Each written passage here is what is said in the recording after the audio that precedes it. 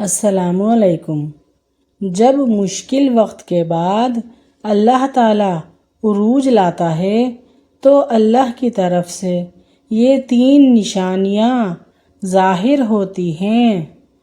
اگر تم اللہ تعالیٰ سے دعائیں مانگ رہے ہو اور اس کا جواب نہیں آ رہا اور تم تدبیریں کر رہے ہو لیکن اس کا اثر کوئی نہیں ہو رہا، پھر بھی تم بار بار دعائیں کرتے ہو مگر قبولیت کا کوئی نشان نہیں ہے، جس کی تمنا تم رکھتے ہو اس کے ملنے کی امید کوئی نہیں ہے، تو سنو، جب قدرت تمہیں کسی چیز سے محروم رکھتی ہے تو اس کا مطلب یہ نہیں کہ تم اس کی نعمت سے محروم کر دیے گئے ہو۔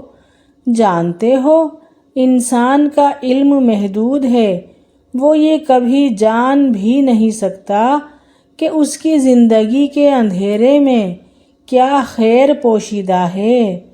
تمہارا رب خود تم سے فرما رہا ہے، اور تمہیں یہ کیا ہو گیا ہے کہ تم اللہ سے کسی وقار کی توقع نہیں رکھتے، اور تمہارا رب تو غیر محسوس طریقوں سے اپنی مشیت پوری کرتا ہے۔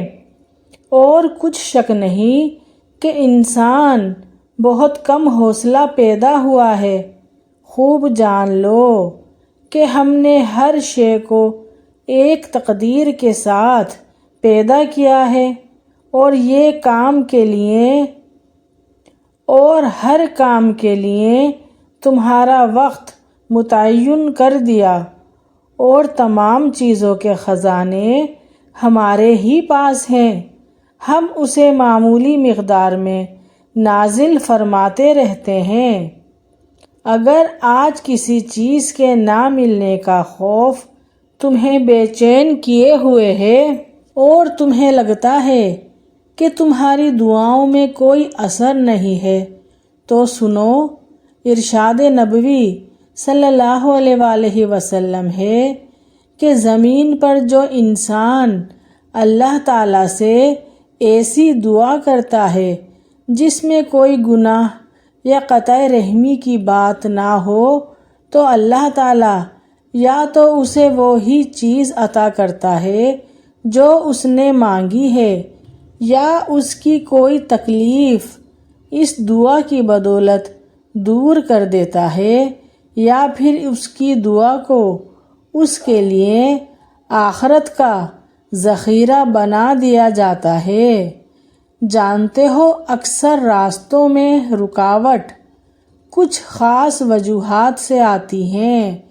تم کبھی کسی کی زندگی میں وہ غلطی بن کر شامل نہ ہونا کہ جس کے بعد ساری عمر کے لیے خاموش بد دعاؤں کے حصار میں آ جاؤ، اور یہ خاموش آہیں بہت طاقت رکھتی ہیں، اور یہ خاموش بد دعائیں بنتے کام بگڑنے کا سبب بنتی ہیں، اور پھر اسے وہ پتھر بھی آ کر لگتے ہیں جو اس نے کبھی کسی ٹھہرے ہوئے پانی میں مارے تھے۔ کسی نے کیا خوب کہا ہے، اس وقت سے ہمیشہ ڈرنا کہ کہیں کوئی اللہ سے تمہاری شکایت نہ کر دے، اور بہترین انسان وہ ہے جس کی وجہ سے کسی کے دل کو سکون ملے، اور بدترین انسان وہ ہے جس کی وجہ سے کسی کی آنکھوں میں آنسو آئیں۔ رسول اللہ صلی اللہ علیہ وآلہ وسلم نے فرمایا کہ جو انسان یہ چاہتا ہے کہ اللہ اس کے ہر کام میں آسانی پیدا کر دے تو اسے چاہیے کہ وہ اللہ سے ڈرے اور صلہ رحمی شروع کر دے۔ جب اللہ تعالیٰ کسی بندے کو مشکل وقت سے نکال کر عروج پر لانا چاہتے ہیں تو یہ نشانیاں اس پر ظاہر ہونا شروع ہو جاتی ہیں۔ دو صورتیں ہیں مشکل حالات کے آنے کی۔ پہلی یہ کہ انسان سے بعض مرتبہ کچھ خطائیں اور کچھ غلطیاں ایسی ہو جاتی ہیں جس کی بنیاد پر اس بندے کو ان گناہوں کی سزا ملتی ہے اور انسان یہ سمجھتا ہے کہ میرے لیے مشکل حالات ہیں۔ اور دوسری صورت یہ ہے کہ بندہ تو بڑا نیک ہے، نمازوں کا بھی پابند ہے، ذکر و اذکار کا بھی پابند ہے اور اللہ کے حکموں پر بھی عمل کرنے کی کوشش کرتا ہے، لیکن اس پر مشکل حالات آئے ہوئے ہیں تو یہ سزا نہیں ہوتی بلکہ اللہ کی طرف سے آزمائش ہے۔ اور جب بندہ اللہ تعالیٰ کی آزمائش میں آتا ہے تو آزمائش میں آنے کے بعد جب بندہ اللہ کی ذات پر اور اللہ کی قدرت پر اور اللہ تعالیٰ کی طرف سے ملنے والے انعامات پر یقین رکھتا ہے تو یقیناً اللہ تعالیٰ اسے عنقریب بہت بڑی بڑی نعمتوں سے نوازتا ہے۔ اور قرآن پاک میں اللہ تعالیٰ ارشاد فرماتا ہے کہ ہر مشکل کے ساتھ آسانی ہے، تو یقین رکھنا اس کی کہی ہوئی ہر بات میں حکمت ہوتی ہے، لیکن ہم نہیں سمجھتے۔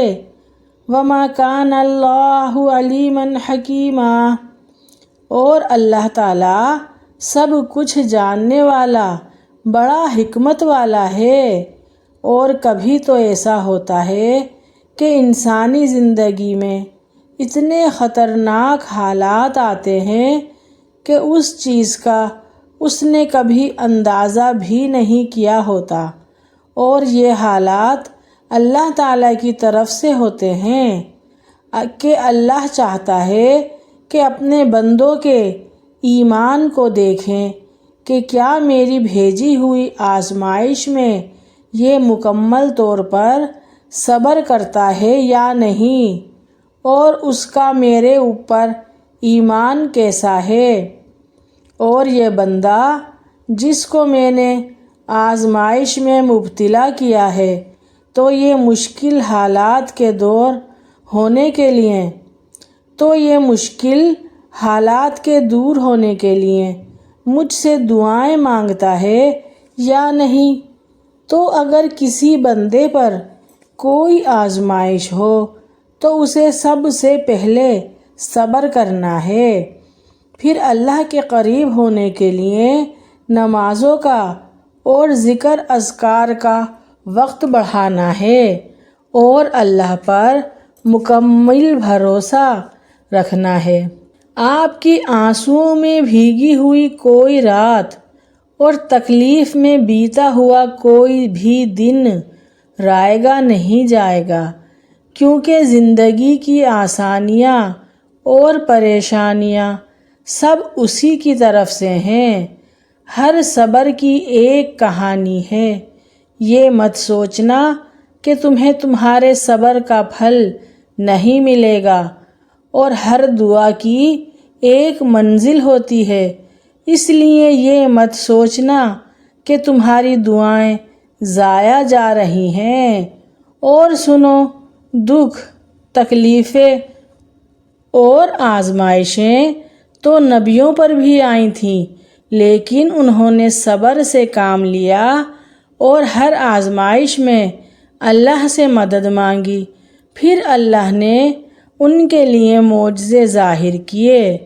تو ہمیں بھی صبر کرنا ہے، اللہ سے مدد مانگنی ہے، اور اگر آپ کسی آزمائش یا تکلیف سے گزر رہے ہیں تو آپ اللہ کے پسندیدہ بندوں میں سے ہیں، اور جو بندہ صبر کرتا ہے اور صبر پر ڈٹا رہتا ہے تو یہ ایسی علامت اور نشانی ہے کہ اللہ تعالیٰ اس کے صبر کے بدلے اسے بہترین انعام سے نوازیں گے۔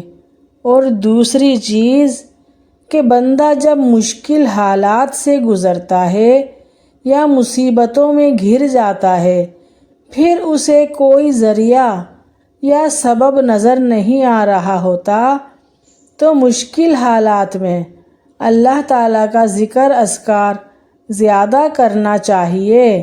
یہ ہمارے مشکل حالات سے نکلنے کا ذریعہ ہے۔ تو یہ دو چیزیں ہو گئیں۔ ایک تو صبر، جس شخص نے صبر کیا سمجھو وہ کامیاب ہو گیا، اور دوسرا مشکل وقت میں اللہ کو یاد کرنا۔ اب تیسری چیز کی طرف آتے ہیں۔ تیسری چیز یہ ہے کہ دعاؤں کا اہتمام کرنا۔ مشکل وقت میں کثرت سے اللہ تعالیٰ سے اپنے حالات بدلنے کی دعائیں کریں۔ دعائیں نظر نہیں آتی، لیکن ناممکن کو ممکن بنا دیتی ہیں۔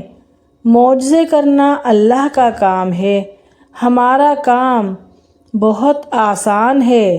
دعا، یقین اور صبر، وہ آزمائش جس میں آپ ثابت قدمی سے ڈٹے رہے اور رب کی نافرمانی سے بچے رہے، وہ زمین سے اٹھا کر آسمان کی جنتوں کا وارث بنا دیتی ہے۔ درد کا سجدہ ہو اور اللہ نہ ملے، ایسا تو ممکن ہی نہیں۔ سسکیوں کی پکار ہو اور اللہ نہ سنے، ایسا تو ممکن ہی نہیں۔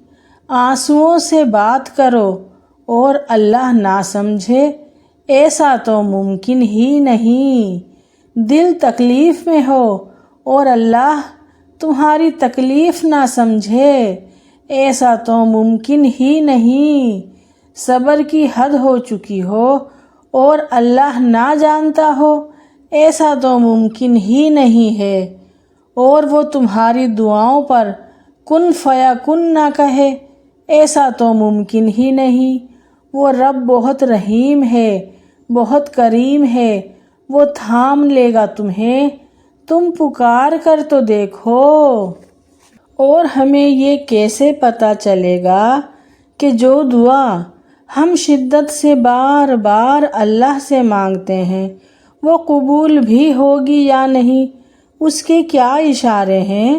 تو سنو، جتنا تم اللہ سے راضی ہوتے ہو اتنا ہی اللہ بھی تم سے راضی ہوتا ہے، اور اگر تم اللہ سے شکوے کرتے ہو اور اپنی قسمت کو کوستے ہو تو یاد رکھنا اللہ اس بات سے اتنا ناراض ہوتا ہے کہ اس کی تمام دعائیں رکاوٹوں کی نظر ہو جاتی ہیں۔